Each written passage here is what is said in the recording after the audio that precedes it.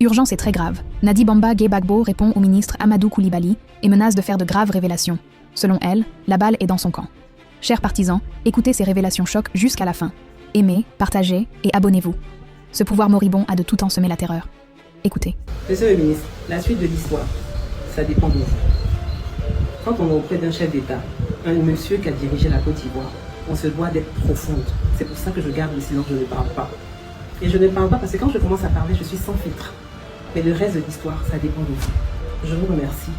De la communication. Bonjour Monsieur le ministre Amadou Koulibaly, ministre de la Communication.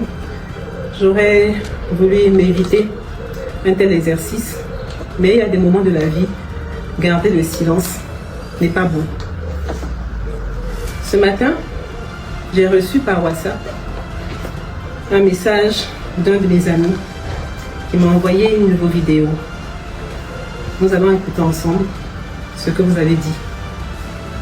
J'ai assisté à une mise en scène pathétique et des plus ridicules où, actualité faisant, on a réuni un parterre de personnes, dont la maman d'un influenceur, un avocat et la femme de l'ancien chef d'État, Laurent Gbagbo, avec pour idée de faire passer le régime pour un régime dictatorial, un régime policier. Pour ceux qui ne connaissent pas hier, quand ils entendent ça, ils peuvent dire « Ah oui, c'est vrai, parce qu'il y a des gens qui sont en prison. » Mais je vais couper là, parce que c'est la seule partie qui me concerne.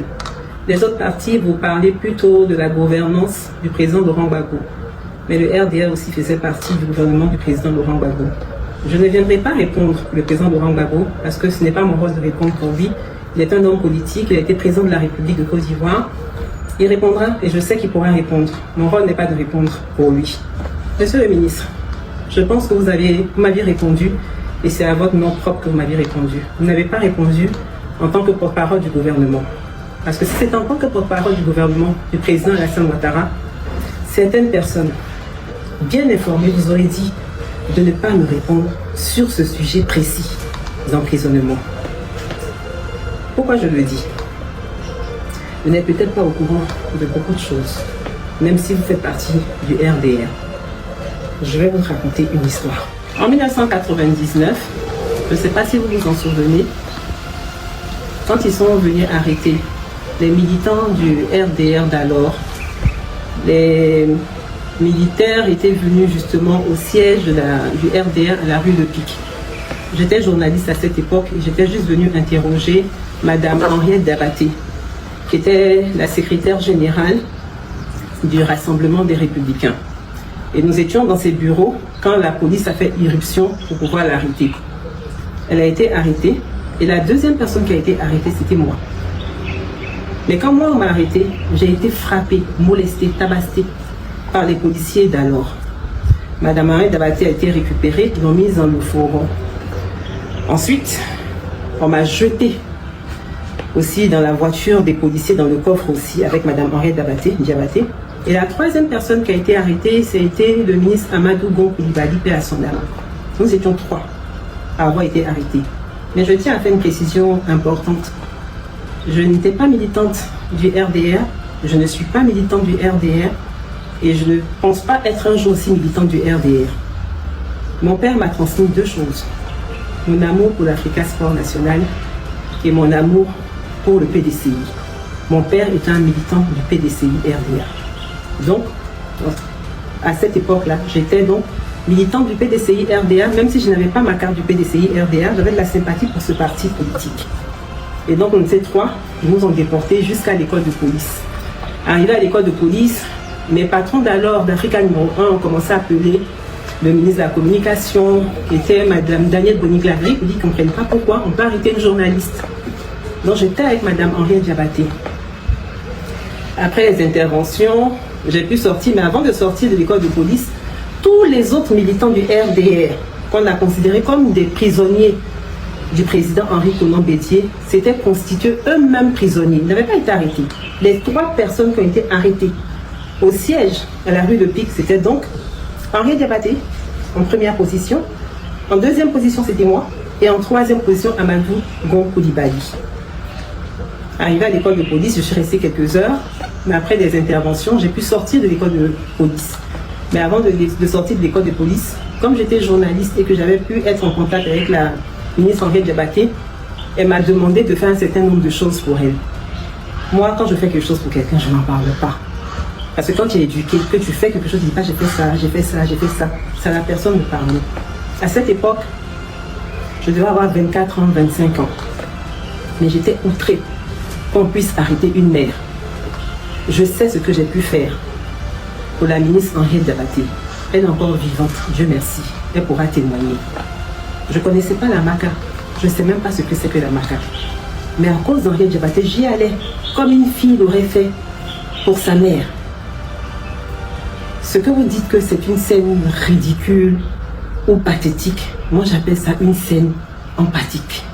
C'est l'empathie qui m'a poussé à faire ça pour Henriette Diabaté, la ministre Henriette Diabaté. Alors que je n'étais pas membre de son parti politique, je n'étais pas militant de son parti politique. J'étais la fille d'un militant du PDCI RDA. Mais j'estimais qu'on ne pouvait pas faire ça à une maman. Donc j'ai agi comme une fille aurait agi pour sa mère. J'ai fait ça pour Madame Henriette Diabaté. Mais ce que j'ai fait, je ne le dirai pas. Ce que j'ai fait à 24 ans pour une maman, c'est ce que je fais aujourd'hui à plus de 50 ans pour un enfant de 25 ans. Ziggy, elle a 25 ans aujourd'hui. Moi, j'avais entre 24 et je rentrais dans ma 25e année. Aujourd'hui, je suis une mère. Donc, j'ai agi pour Henriette Diabaté avec le cœur d'une fille. Et aujourd'hui, j'agis aussi pour le petit Ziggy, là, avec aussi le cœur d'une maman. Vous avez arrêté le président Laurent Gbagbo, vous ne m'avez pas entendu. Parce que lui, c'est un homme politique. Il sait, il a fait ses choix de vie. Même si je trouvais que son incarcération était injuste. Mais je ne parlerai pas pour lui. Je n'aurais même pas parlé pour le jeune Ziggy, mais c'est un trop-plein. C'est un trop-plein. Quand on a arrêté aussi les Gala Kodébi, les Dosso Charodé, j'ai été écœurée, mais je n'avais pas à parler. Puis moi, je ne suis pas du genre à parler. Mais venez me prendre aujourd'hui et puis me répondre en disant mon nom, monsieur le ministre, on ne le fait pas. Peut-être que vous avez oublié, mais moi, quand j'allais au siège du RDA, je vous voyais, et vous savez, moi, je vous voyais quand j'étais journaliste. À un moment donné, là, il y a la politique, et puis, il y a la vie normale.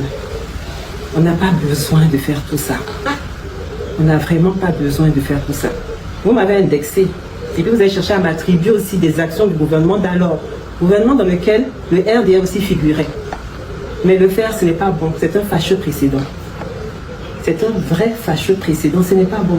Parce que dire aujourd'hui, vouloir m'imputer du moins des actes qui ont été posés par le gouvernement d'alors, cela voudrait dire aussi qu'aujourd'hui, ce qui se passe pour des encagoulés rentrent dans des maisons, récupérer des gens qui auraient peut-être posé des actes délictueux, traumatiser les enfants des gens, traumatiser les épouses, en portant des cagoules. Il n'y a pas de raison de s'encagouler pour entrer dans des maisons. Mais je vous le dis, monsieur le ministre, ça fait peur aux enfants, ça fait peur aux femmes. Mais le faire et dire aujourd'hui que moi je sais ce qu'on faisait avant, en voulant m'attribuer les actions du gouvernement d'alors, cela supposera aussi que la première dame, Madame Dominique Ouattara, est au courant de ce qui se passe. Je ne pense pas. Ce qui est valable pour moi est aussi valable pour elle. Je ne pense pas. Parce que je ne pense pas qu'elle pourrait accepter, qu'elle pourrait savoir que des gens rentrent encagoulés dans des maisons, traumatisent des enfants, traumatisent des épouses. Si un homme a fait quelque chose, c'est l'homme qui a fait. C'est pas la femme, c'est pas les enfants. Vous pouvez venir tranquillement. Ah, on te cherche. Donnez, madame, monsieur, venez. Nous allons aller au commissariat. C'est comme ça que ça devrait se passer. Moi, je ne vais pas être trop longue, monsieur le ministre. Mais je dis que l'exemple là, que vous venez de prendre pour pouvoir m'attaquer ou m'insulter, c'est cet exemple que vous n'auriez pas dû prendre. Vous voulez parler d'humanisme. Quand je faisais les courses de madame Henriette Diabaté, un 22 décembre 1999, elle avait besoin de quelque chose, ce qu'un enfant aussi aurait pu faire pour une mère. Elle m'avait demandé de le faire. Mais elle m'a demandé de la rejoindre à la PISAM. J'étais étonnée, je me disais pourquoi c'est à la PISAM que je dois la rejoindre, alors qu'en principe, elle est à la MACA. J'arrive à la PISAM, je la vois entre le 22 et le 23 décembre. Elle était avec Feu Amadou Gon-Coulibaly. Il y avait aussi le ministre Amontano. Et il y avait une autre personne dont je tairai le nom, parce que cette personne ne fait pas de politique. Et puis je lui ai dit, ah, la tantille, tu fais quoi ici à la PISAM? T'es pas malade? Parce que moi j'étais inquiète en venant à la PISAM. Elle m'a dit, non, je suis pas malade. Mais le président Henri Konan Bédié m'a dit, ma soeur, je ne peux pas te laisser en prison pendant les fêtes de Noël. Donc je vais vous envoyer à la PISAM pour que vous puissiez rejoindre vos familles et que vous allez fêter quand même Noël à la PISAM. Elle était dans une suite.